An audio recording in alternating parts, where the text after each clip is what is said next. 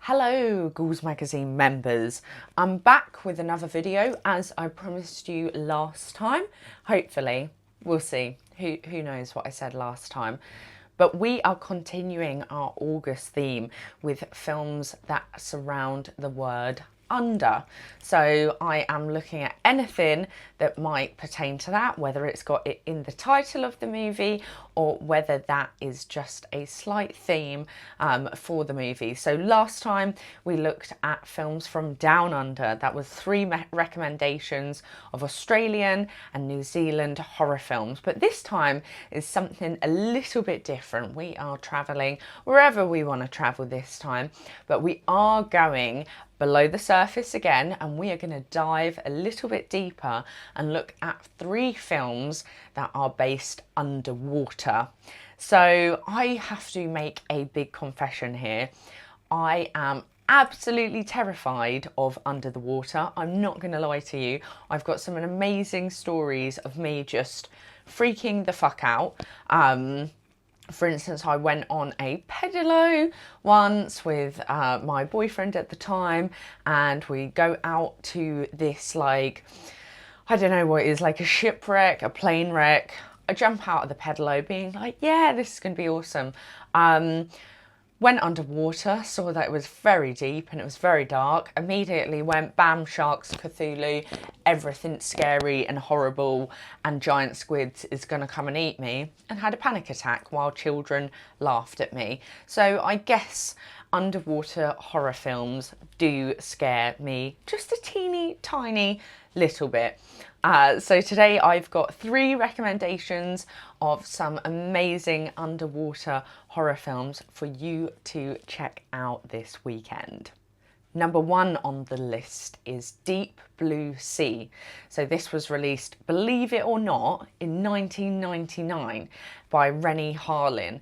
I'm actually astounded by the fact that it was released in 1999, because to me it feels like I only watched it the other day, like I remember it so vividly. But hey, there we are. 1999, Deep Blue Sea. It's not the greatest shark movie in the world. It's not Jaws. Okay, I know.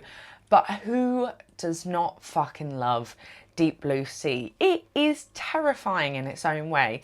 We basically follow a group of people that are in the middle of the sea at like a research facility where they have genetically engineered the sharks, because some bright spark thought that was a good fucking idea. But hey, who am I to say what's smart and what's not?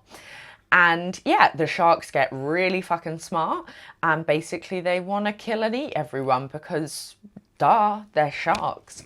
There's some really good scenes in this. Like, I think for me, I love when the camera, I say love, I mean, it terrifies the fuck out of me, but I think for me, when you see kind of like that dark shadow moving through the water towards the camera, it's just so terrifying. And there are moments like that throughout Deep Blue Sea. There's so much tension the entire time. There's also some, you know, amazing like explosions. There's LL Cool J. It's Deep Blue Sea. Like, if you haven't seen it, get on it. You've got to get on it.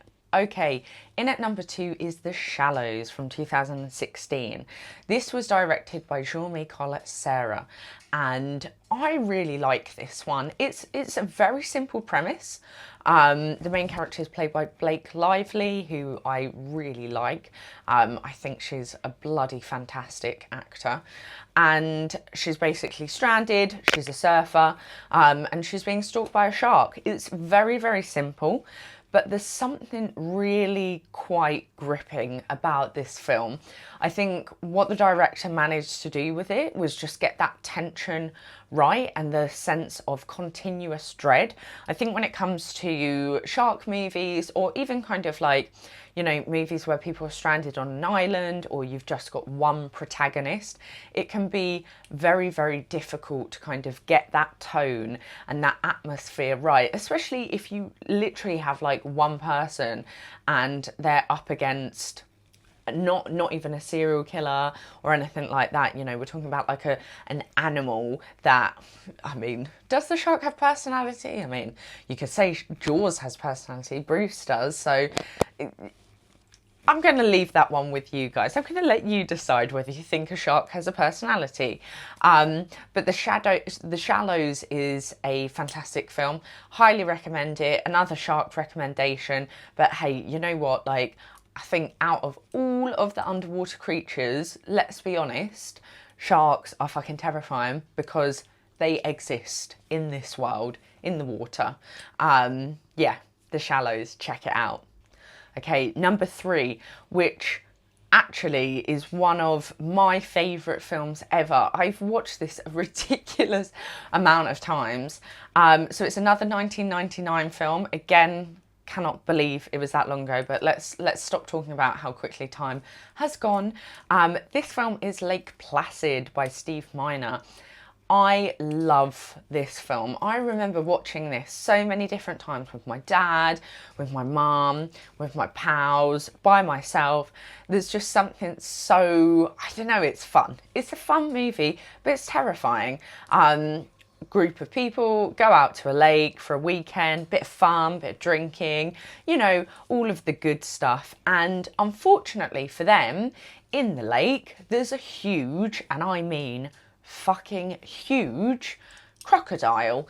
And crocodiles, come on, let's be honest, if you take a shark and say a shark's scary, crocodile is definitely like number 2 on the list.